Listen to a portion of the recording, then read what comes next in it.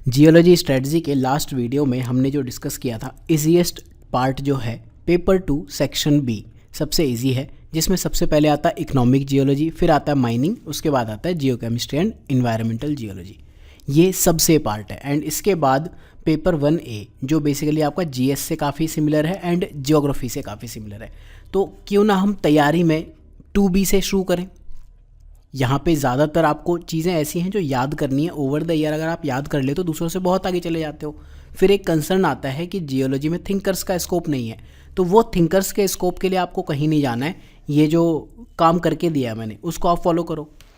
जो जिसकी बात कर रहा हूँ मैं, ये वो गाइडेंस सीरीज़ है, इसमें आप देख लेना, कुछ लेक्चर्स भी हैं, राइट। तो हम सबसे पहले बात करते हैं, जैसे इकोनॉमिक जियोलॉजी है, इसके सिलेबस को आप 2 पार्ट्स में बेसिकली डिवाइड कर सकते हो। पहला पार्ट वो है जहाँ जो ओर हैं उनके बेसिक्स है, कैसे फॉर्म होते हैं, क्या उनमें परसेंटेज है, क्या टेनोर है, क्लासिफिकेशन कैसे करते हैं, फॉर्म कैसे होते हैं और लोकलाइजेशन किस जगह पे होता है, कैसे होता है, उसके कंट्रोल क्या है, texture, structure and epoch and provinces, इनकी बात करते हैं। फिर इसके बाद इंडिया के कॉन्टेक्स्ट में कुछ इंपॉर्टेंट जो डिपॉजिट्स हैं वो हम देखते हैं। एंड उसके बाद फाइनली ये करंट अफेयर्स के टॉपिक, मिनरल पॉलिसी, कंजर्वेशन वगैरह, ठीक है। तो एक एक करके हम समझते हैं। तो जैसे फॉर एग्जांपल पहला टॉपिक है, इसमें 3 मेन पार्ट है, और mineral and gangue and tenor of ore. तो इनसे आज तक क्वेश्चंस क्या पूछे हैं? पहला क्वेश्चन इससे पूछा था 94 में, जिसमें पूछा ओर एंड गैंग के बारे में। अगला क्वेश्चन टेनोर के बारे में ही पूछा 92 में, एंड यहाँ पर 1989 में। लास्ट 40 ईयर्स में IAS IFS में यही पूछा है। तो इनको लिखोगे कैसे? बेसिकली अगर मैं कहूँ आपको इस टॉपिक में पढ़ना क्या है, अगर हम और मिनरल एंड गैंग की बात करें, और क्या होता है बेसिकली जो आपके लिए वैल्यूएबल पार्ट है। और मिनरल क्या हो गए, जैसे क्वार्ट्ज एक और मिनरल है, हेमेटाइट हो गया, चाल्कोपाइराइट हो गया, ये क्या है और मिनरल्स हैं। एंड गैंग क्या हो गया, नॉन वैल्यूएबल मिनरल्स। तो और क्या है, बेसिकली वो पार्ट होता है जिसे हम इकोनॉमिकली एक्सट्रैक्ट कर सकते हैं। इसमें 2 टर्म्स आती हैं, एक्सट्रैक्टेड एंड इकोनॉमिक। ये 2 टर्म्स ज़रूर होनी चाहिए, तब आपकी और की डेफिनेशन बनती है। ऐसे हम गोल्ड की बात करें तो गोल्ड एक मेटेलिक मिनरल है, उसमें क्वार्ट्ज एक उसमें गैंग की तरह काम करता है। तो अब इसमें जब क्वेश्चन पूछे ऐसे, इंट्रोडक्शन आप लिख सकते हो, थिंकर्स की डेफिनेशन में और गैंग की डेफिनेशन दोनों आपको दे दी हैं, थिंकर्स ने किसने क्या कहा, राइट। फिर और के की एस्पेक्ट्स क्या हैं ये आप देख लो। शॉर्ट नोट बोला है किसी ने, ये थोड़ी बोला है कि आप सिर्फ डेफिनेशन लिख के छोड़ दो। शॉर्ट नोट में आप क्या कहोगे कि फॉर्मेशन क्या है इसका, मिनरलोजी की बात करोगे, कंसंट्रेशन, एक्सप्लोरेशन एंड माइनिंग में और का क्या रोल है, and then ultimately economic significance, इसके बिना और ख़त्म ही नहीं हो रहा है। देन अगला जो पॉइंट है जो पूछा है वो पूछा है गैंग के बारे में। गैंग क्या है, नॉन वैल्यूएबल या इकोनॉमिकली इनसिग्निफिकेंट मिनरल। उसमें आप की एस्पेक्ट्स में कंपोजिशन वगैरह इन सब चीज़ों की बात कर सकते हो। अब क्योंकि ये इकोनॉमिकली इनसिग्निफिकेंट मिनरल है, इसलिए यहाँ पर वेस्ट की आप ज़रूर बात करोगे एंड इन्वायरमेंटल इम्पैक्ट की बात करोगे। फिर एग्जाम्पल्स एंड केस स्टडीज़, फिर कंक्लूजन। तो इतनी डिटेल्स में आपको कोई भी कंटेंट नहीं देने वाला। अगला क्या पूछा, टेनोर ऑफ ओर। तो टेनोर ऑफ ओर की डेफिनेशंस आप देख लो, थिंकर्स के अकॉर्डिंग देख लो, और जो रिलेटेड डेफिनेशन है और डिपॉजिट ग्रेड उनकी भी हमने बात कर दी। टेनोर होता क्या है, बेसिकली रिचनेस या ग्रेड है, वही टेनोर है। ले देखिए, कोई इसे टेनोर कह देता है, कोई रिचनेस कह देता है, कोई ग्रेड कह देता है, राइट। मतलब कंसंट्रेशन ऑफ वैल्यूएबल मिनरल, उसको इंडिकेट करने का एक तरीका, ठीक है। तो कुछ डेफिनेशन, फैक्टर्स आप देख लोगे, क्या क्या फैक्टर्स हैं ये आपको पता होना चाहिए। टेनोर का क्लासिफिकेशन, शॉर्ट नोट ही तो पूछा है ना, शॉर्ट नोट में आपका जो मन करे वो लिखो। मोस्टली हम गलती क्या करते हैं, नंबर कहाँ रह जाते हैं, शॉर्ट नोट में हम बस इतना लिख देते हैं, कुछ हमने एक आधी मीनिंग लिख दी, एग्जाम्पल लिख दिया, ख़त्म, आपके शॉर्ट नोट खत्म हो गए। शॉर्ट नोट में आपके क्लासिफिकेशन आ सकते हैं, हाई ग्रेड ओर होते हैं, लो ग्रेड होते हैं, मार्जिनल ओर्स होते हैं, ठीक है। मेजरमेंट कैसे करते हैं टेनोर का, डिफाइन कैसे करते हैं, कट ऑफ ग्रेड क्या है, ऐसे क्या है, ये टर्म्स हैं। देन इंपॉर्टेंस क्या है टेनोर ऑफ ओर्स की, क्यों निकालते हैं ये चीज़, अल्टीमेटली वो वायबल भी है कि नहीं, वो चीज़ आप टेनोर से निकालोगे। बेसिकली क्वांटिफिकेशन हो गया, और मिनरल, गैंग और इन सबको क्वांटिफाई करने का तरीका है टेनोर ऑफ ओर। फिर टेनोर वेरिएशन कैसे होते हैं और के अंदर फिर कुछ केस स्टडीज़। अगेन ये आपको कोई और कहीं भी नहीं देगा, आप कोई सी कोचिंग ज्वाइन कर लो, ठीक है, right. Next, tenor of ore, वही क्वेश्चन वापस से पूछा है, ठीक है। ये सेम ईयर आपको दिख सकते हैं क्योंकि कई IAS में पूछा, IFS में पूछा, वो चीज़ है। Then classification of ore deposit, next topic आता है। क्लासिफिकेशन क्या होता है, बेसिकली आप इसमें कैटेगराइजेशन करते हो, कुछ बेसिस लेते हो। क्या बेसिस हो सकते हैं? जियोलॉजिकल कैरेक्टरिस्टिक्स हो सकती हैं, फॉर्मेशन प्रोसेस हो सकता है कि किस प्रोसेस से फॉर्म हुए, मिनरलोजी हो सकती है। जैसे क्लासिफिकेशन के कुछ तरीके, मैग्मेटिक हो गया, सेडिमेंट्री हो गया, हाइड्रोथर्मल हो गया। मैग्मेटिक में क्रोमाइट हो गया, जैसे सेडिमेंट्री में आयरन ओर हो जाता है, एंड हाइड्रोथर्मल में जैसे हम गोल्ड टाइप के डिपॉजिट की बात कर लेते हैं। तो इस तरह की चीज़ें हम क्लासिफिकेशन ऑफ ओर डिपॉजिट में पढ़ लेते हैं। इस पे काफ़ी क्वेश्चंस आते हैं। बेसिकली क्या है, कुछ बेसिस होना चाहिए। जब भी हम क्लासिफिकेशन पढ़ते हैं ना कहीं भी, तो एक क्लासिफिकेशन नहीं पढ़ना है। कभी मॉडर्न पूछ लेगा, कभी किसी पर्सन का नाम का पूछ लेगा। क्लासिफिकेशन के कुछ बेसिस होनी चाहिए। या आपके जियोलॉजिकल कैरेक्टरिस्टिक के बेस पे हो सकते हैं, origin, mineralogy and associated geological process, इनके बेस पे हो सकते हैं। होता क्या है, क्लासिफाई करते क्यों है? आप कभी कहते हो ये बंदा ए ग्रेड है, ये बंदा बी ग्रेड है, ये फालतू बंदा है, क्या हुआ उससे?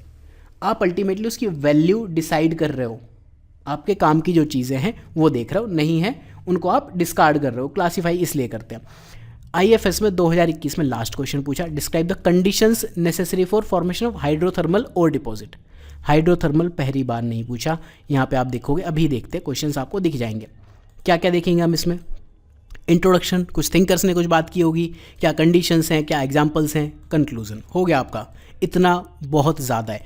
इसीलिए ये 2 सब्जेक्ट हैं, 100 पेज के इनके क्वेश्चंस के नोट्स हैं। या आप अगर ज्वाइन करना चाहते हो, सिनॉप्सिस का कंप्लीट कोर्स तो है ही, और इसकी जो ई बुक्स हैं वो आपको reader.com पे मिल जाएंगी। वहाँ पे आप जाके परचेज़ कर सकते हो, जो भी उसमें कॉस्ट दिखेगी, everything you can checkout. Modern classification पे क्वेश्चन पूछा। अब मॉडर्न क्लासिफिकेशन कहाँ से आएगा? प्लस एक चीज़ और पूछिए, मॉडर्न क्लासिफिकेशन बता दो, plus explain in brief the residual and mechanical concentration with suitable example. 20 number में पूछा। क्या क्या पूछा? पहला पार्ट मॉडर्न क्लासिफिकेशन, फिर रेजिडुअल, फिर मैकेनिकल। तो आपके आंसर में इतनी हेडिंग्स दिखनी चाहिए। विद सुटेबल एग्जाम्पल्स भी पूछे, तो आपके आंसर में एग्जाम्पल्स दिखने चाहिए कहीं ना कहीं, चाहे इस तरह से दिखें, कहीं लाइनों के बीच में दिखें, जहाँ दिखें वहाँ आपको दिखने चाहिए, राइट। देन मॉडर्न क्लासिफिकेशन कुछ इस तरह के हैं। ये सारे क्लासिफिकेशन टाइप्स हैं। कोई वेल डिफाइंड क्राइटेरिया नहीं है कि मॉडर्न क्लासिफिकेशन क्या है, बट बहुत सारे टाइप के हो सकते हैं। मेनली क्या है, आपका मैग्मेटिक हो गया, हाइड्रोथर्मल, सेडिमेंट्री, मेटामॉर्फिक, प्लेसर, एंड कुछ लोग इनको रेजिडोरी इस तरह से भी क्लासीफाई करते हैं। मैंने क्या किया, अदर डिपॉजिट में कर दिया, राइट। मॉडर्न क्लासिफिकेशन के लिए बेस्ट तरीका है। और डिपॉजिट कैसे क्लासीफाई करते हो? लिंडग्रेन का क्लासिफिकेशन क्या है, राइट। तो बेसिकली जेनेटिक क्लासिफिकेशन हो सकता है। कैसे और डिपॉजिट क्लासीफाई होंगे, जो हमने स्टार्टिंग में बात की थी, ये वही तरीके पूछ रहा है। मिनरलॉजिकल क्लासिफिकेशन, जेनेटिक मतलब जेनेसिस के बेस पे, स्ट्रक्चरल हो सकते हैं, स्ट्रेटिग्राफी के बेस पे आप क्लासीफाई कर सकते हो। बहुत सारे तरीके हो सकते हैं, आपकी मर्जी। फिर पूछा इन्होंने लिंडग्रेन का क्लासिफिकेशन, उसके सैलेंट फीचर्स बता दो। आप बताओगे जेनेटिक क्लासिफिकेशन का मॉडल है, प्राइमरी और सेकेंडरी को कैसे करता है, स्ट्रक्चर कंट्रोल इसमें कैसे बात की गई है।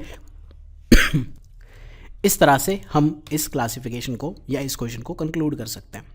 अगला क्या क्वेश्चन पूछा, 150 वर्ड्स में बता दो, बहुत कुछ बता दो। इन्होंने कहा contact metamorphism and contact metasomatic, metamorphic and metasomatic और डिपॉजिट में डिफरेंसेस पूछे हैं। ठीक है, इनको हम बता सकते हैं कुछ तरीकों में। फॉर्मेशन प्रोसेस क्या है, एजेंट क्या है, रॉक्स क्या है, common mineral, temperature, pressure, geological setting, examples, economic significance, इन सब टर्म्स में हम बात कर सकते हैं। क्वेश्चन यहीं ख़त्म नहीं होता है, 2010 का क्वेश्चन है। ये तो पहला पार्ट था। दूसरा क्या है, Indian example of such deposit. तो इनके हमने इंडियन एग्जाम्पल दे दिए दोनों चीज़ों के। पोरफायरी कॉपर डिपॉजिट कैसे फॉर्म होते हैं नेचर में, मलन जकड़ कॉपर और डिपोजिशन पे भी नोट लिख दो भाई, जान खा जाओगे। मतलब एक 150 वर्ड्स में क्या क्या लिख देंगे। यहाँ पे एग्जाम्पल हमने दे दिया, ठीक है। Indian example of contact metamorphic, contact metasomatic, porphyry क्या होते हैं, मलन जकड़ क्या होता है, एंड कंक्लूजन। अब ये पोरफायरी जब आप पढ़ोगे तो कॉपर में 2023 का ही क्वेश्चन देख लो, origin of porphyry copper deposit, geological setup. 2010 का क्वेश्चन सीधे 2023 में रिपीट हो गया, और ये मैंने सिनॉप्सिस पे पढ़ाया भी है आज से कुछ 3 साल पहले। ये 4.4 के व्यूज़ दिख रहे हैं 3 साल पहले। मत देखो, जिन्होंने देखा उन्होंने एग्ज़ाम निकाल लिया, राइट। बैंडेड आयरन और फॉर्मेशन पूछा 2023 में, 1.2 के व्यूज़ हैं। जिन्होंने देखा उनके नंबर आ गए। ये भी 3 साल पहले का पढ़ाया हुआ है। तो इस तरह से क्वेश्चंस आपके पूछ रहा है, ठीक है। इन सब चीज़ों को आपको आंसर करना है। अगला जो क्वेश्चन है इसमें, describe different type of ore reserves. Ore reserves बता दो। हालांकि ये हम नेक्स्ट टॉपिक में ज़्यादा देखते हैं, माइनिंग जियोलॉजी की बात करते हैं, but type of ore reserve में proven reserve, probable reserve, measured resources, indicated resources, inferred and undiscovered. जैसे अभी J&K में लिथियम मिला तो इन्फर्ड रिसोर्सेज की कैटेगरी में आता है। फिर इन्होंने जो अगला क्वेश्चन पूछा था इसी में, details of 2 of the most common method of estimation of ore reserve, उनके एडवांटेज एंड डिसएडवांटेज बता दो। बेसिकली जो टॉपिक आपको दिख रहे हैं माइनिंग जियोलॉजी का ये टॉपिक है, ठीक है। एंड इसी में आपको सारी चीज़ें ये पढ़नी होती है, तो कई बार मिक्स करके क्वेश्चंस पूछ लेता है। और रिजर्व्स के ऊपर आप लिख लोगे। अगला क्वेश्चन क्या है, गाइड टू ओर डिपॉजिट, बता दो ओर डिपॉजिट को लेके क्या है, फॉर्मेशन कैसे होता है, टाइप कैसे होता है, और ग्रेड और रिजर्व्स क्या होते हैं, एक्सप्लोरेशन वगैरह, एग्जाम्पल जो आपको दिखे 200 वर्ड्स में बढ़िया बढ़िया कहानी लिख दो। क्लासिफिकेशन ऑफ ओर डिपॉजिट ये हमने 2020 में देख ही लिया। और फॉर्मिंग फ्लूइड्स क्या होते हैं इनके बारे में लिखो। तो अब बहुत से लोग इस टेंशन में आ जाते हैं कि आपको एग्जाम्पल्स आनी चाहिए, इन पे नोट्स लिखना है, शॉर्ट नोट लिखना है। मेरी मर्जी में और फॉर्मिंग फ्लूइड को क्या कहूँ, ये तो पता ही है ना कि मतलब जो मैग्मा है, लावा है, उसी से रिलेटेड बात है ये। उसका आप कंपोजिशन बता सकते हो, सोर्स क्या है, ट्रांसपोर्ट कैसे हो रहा है, डिपॉजिट कैसे हो रहा है, मिनरलाइजेशन कैसे हो रहा है, इन सारी चीज़ों की हम बात कर सकते हैं। हो गया आपका आंसर। डिफरेंट टाइप ऑफ और फॉर्मिंग फ्लूइड्स क्या है, हाइड्रोथर्मल आपने पढ़ा, मैग्मेटिक पढ़ा, मेटासोमेटिक पढ़ा, सेडिमेंट्री पढ़ा, एग्जाम्पल्स ले लो। हो गया। अगला क्वेश्चन, हाइड्रोथर्मल ओर डिपॉजिट, ठीक है, 1987 में क्वेश्चन पूछा। एंड आई गेस जो ये 2021 में क्वेश्चन पूछा वही है।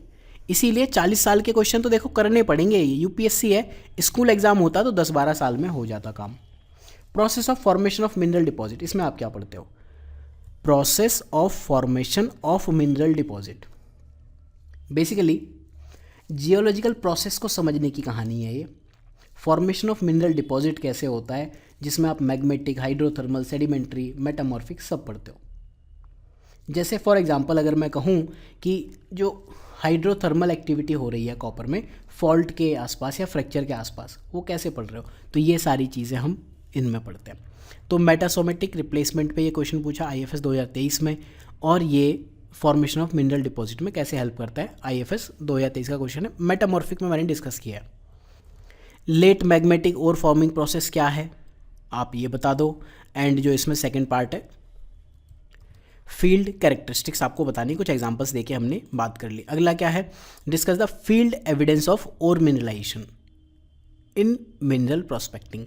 तो आप कुछ फील्ड एविडेंस बताओगे कि ये फील्ड एविडेंस हैं, ठीक है। जियोफिजिकल सर्वे हो सकता है, हिस्टोरिकल डेटा हो सकता है, रिमोट सेंसिंग हो सकती है, बहुत सारे फील्ड एविडेंस हो सकते हैं। उन सब की हमें बात करनी है, कंक्लूड कर देना। एग्जांपल्स पता है तो बढ़िया, नहीं पता तो सिनॉप्सिस के नोट्स पढ़ के पता हो जाएंगे और भी बढ़िया हो जाएगा।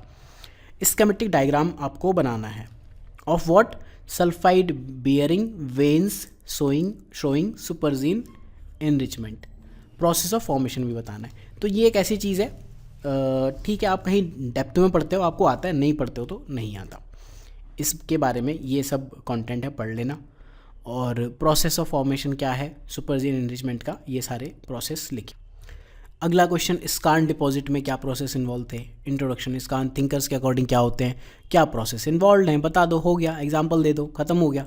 अगला क्या है question, discuss the salient feature of various lead zinc ore. तो लेड जिंक वैसे सिलेबस में भी है, साथ में इन्होंने क्या कहा कि स्कीमेटिक डायग्राम बता दो प्रोसेस ऑफ ओर फॉर्मेशन बताने के लिए। तो ये दोनों टॉपिक का क्वेश्चन है, लेड जिंक का भी and process of ore formation का भी। टाइप क्या है, ये सारे MBT, SEDEX, VMS deposit, CRD, ये सारे इनके टाइप्स हैं। एग्जाम्पल्स ये रहे, पढ़ लेना, ठीक है। बेसिकली नहीं भी अगर आपको ये यहाँ से तैयारी करनी है तो इसी वे में आप तैयारी करोगे। Explain the process of formation of syngenetic and epigenetic ore deposit with suitable examples. दो हेडिंग दिखनी चाहिए, देखो, formation of syngenetic ore deposit process example, epigenetic process and इसमें क्या है एग्जाम्पल्स। बस अगर आपने ये इन्फॉर्मेशन दे दी हो गया। तो क्या है, इन्होंने क्या कहा, प्रोसेस बताना है विद एग्जाम्पल्स, ठीक है। किसका, इनका। तो जैसे कि हमने मेंस आंसर बिल्डिंग कोर्स में समझा है कीवर्ड्स मेन हेडिंग ये है, उसके अंदर इस पॉइंट पे बात करनी है एंड इस पॉइंट पे बात करनी है। हो गया। अगला जो क्वेश्चन है, discuss various forms and structures associated with hydrothermal sulphide deposit and sequence of mineral formation in Singhbhum sulphide deposit. इस तरह से क्वेश्चन आप दोनों के लिख सकते हो, सिंगभूम का आप बता सकते हो। ठीक है, थोड़ा पेसअप करें।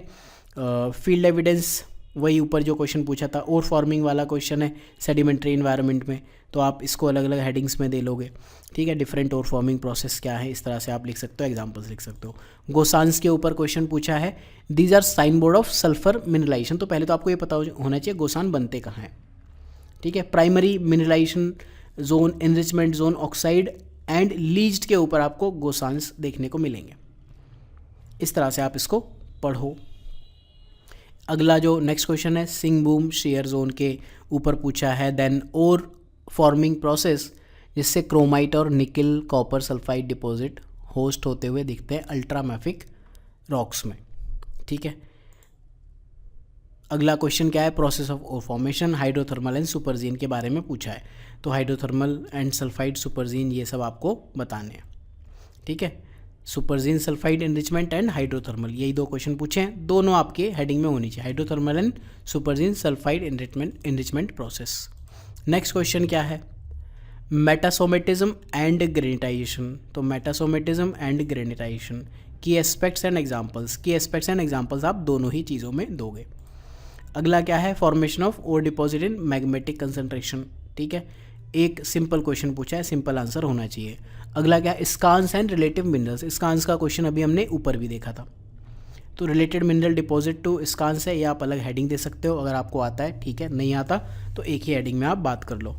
अगला क्वेश्चन क्या है, sedimentary process as ore forming process with example. इस तरह से आप बात करोगे।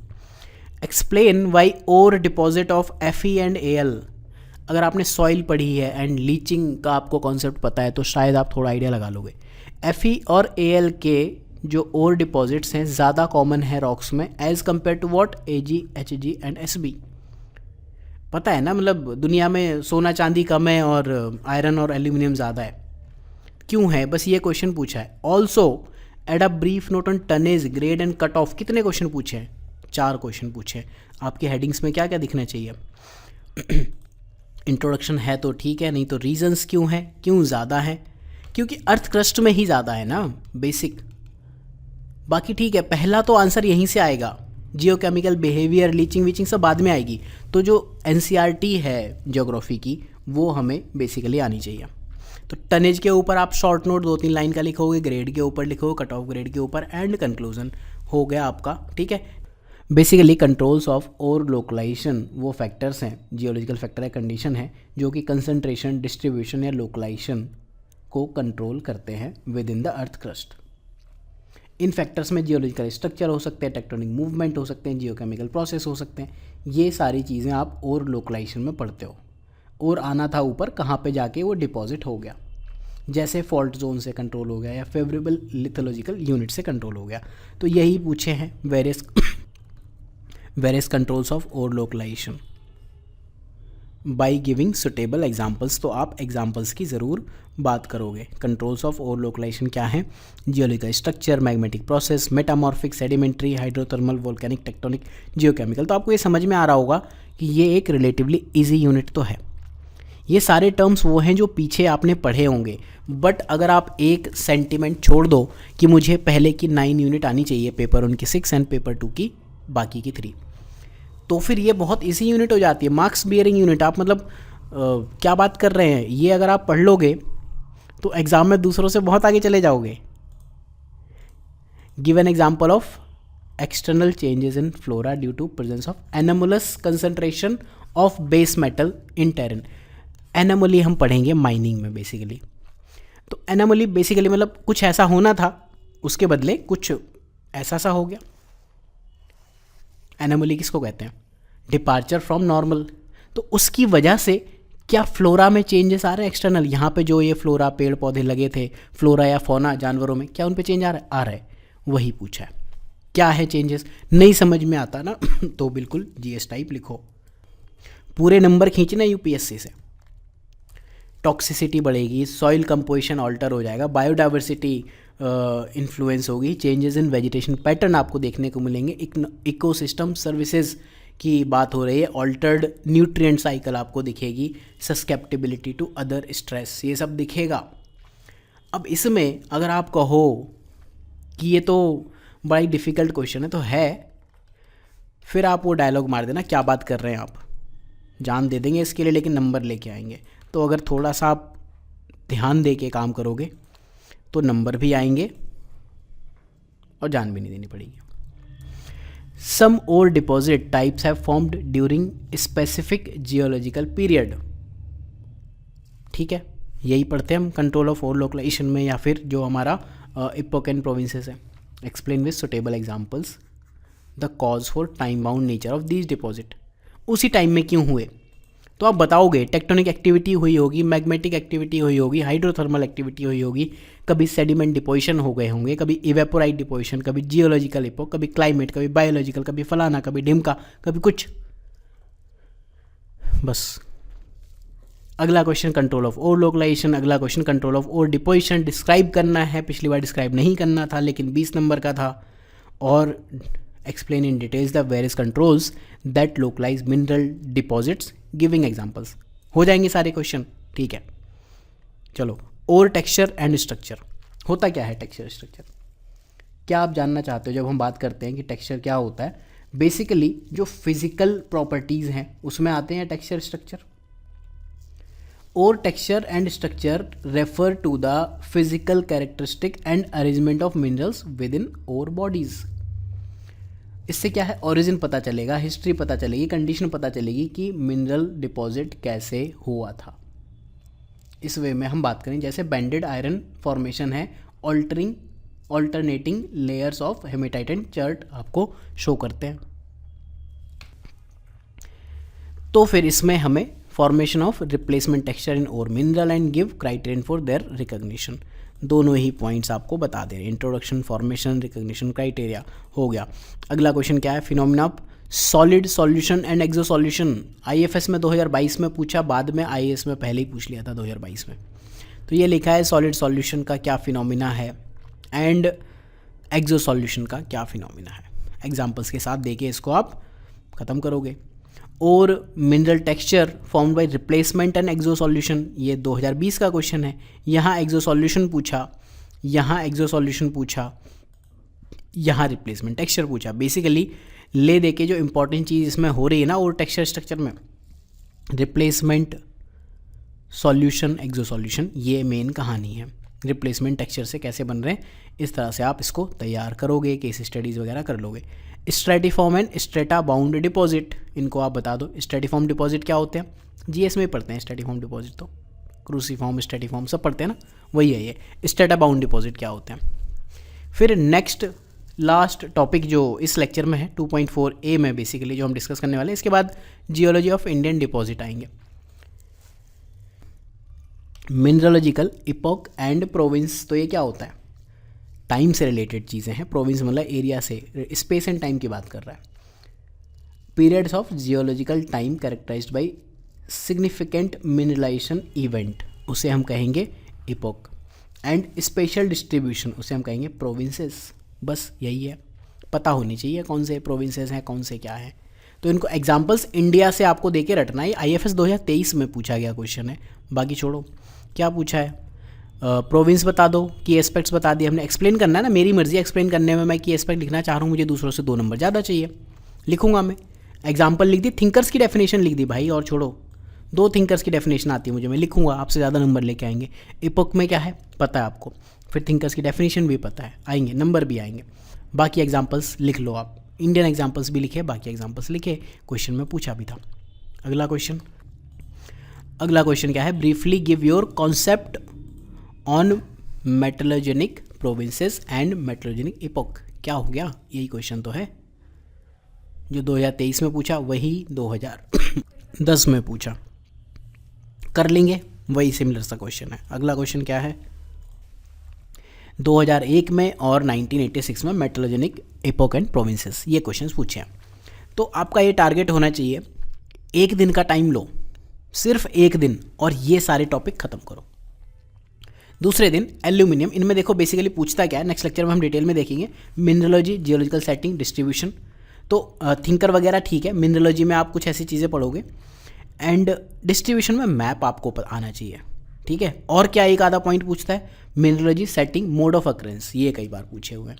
2023 के अभी अगर आपको क्वेश्चन दिखें, ओरिजिन पे क्वेश्चन पूछ लेता है, ठीक है। जिसमें क्वेश्चन नहीं पूछे उसमें मैंने प्रैक्टिस क्वेश्चन डाल दिए। तो हम नेक्स्ट लेक्चर में बात करेंगे इकोनॉमिक जियोलॉजी 2.4b की, जिसमें हम इस सारे सेक्शन की बात करेंगे। इकोनॉमिक जियोलॉजी को हमने इन पार्ट्स में डिवाइड किया। तो अगर आप सेल्फ स्टडी कर रहे हो तो आपका ये धर्म बनता है, कर्तव्य बनता है कि ये जिस तरह से मैंने बताया वो तैयारी करो, नहीं तो दूसरों से पीछे रह जाओगे, फिर कहोगे जियोलॉजी में रिजल्ट नहीं आ रहे, नहीं आएंगे। नेक्स्ट लेक्चर में मैं आपको एक ओवरव्यू दूंगा इस वाले पार्ट के लिए, कैसे ये जीएस से अलग है और कैसे जीएस में हेल्प करेगा। टाइटेनियम याद आया कुछ? तो प्रीलिम्स याद करो, समझ आ जाएगा आपको मैं क्यों कह रहा हूँ, ठीक है। इसके बाद हम माइनिंग को भी 2 पार्ट में डिवाइड करेंगे। तो मिलते हैं नेक्स्ट लेक्चर में। एंड ये जो कोर्स है, जैसे कि मैंने आपको बताया, सिनॉप्सिस आईएएस में जियोलॉजी ऑप्शनल के काफ़ी सारे कोर्सेज हैं, फॉरेस्ट्री और जीएस के साथ कॉम्बोज हैं। एंड अगर आप तैयारी कर चुके हो, बहुत बढ़िया हो, तो कुछ टाइम बाद आप reader.com इस वेबसाइट पे जाके ई बुक्स वगैरह जो भी अवेलेबल हों चेक कर लेना। आई एम नॉट श्योर कि किस किस की हम अभी रिलीज़ कर सकते हैं। reader.com मेरा प्लेटफॉर्म नहीं है, मैं वहाँ पे एज अ फैकल्टी पढ़ाता हूँ या फिर अपने जो बुक्स हैं, कोर्सेज़ हैं, वो लिस्ट करता हूँ। आप भी अगर टीचर हो आप भी लिस्ट कर सकते हो, एंड स्टूडेंट हो तो वहाँ पे ऑलमोस्ट फ्री कोर्सेज़ हैं, स्किल्स एंड एकेडमिक, वोकेशनल वगैरह। So do consider. Thank you for watching.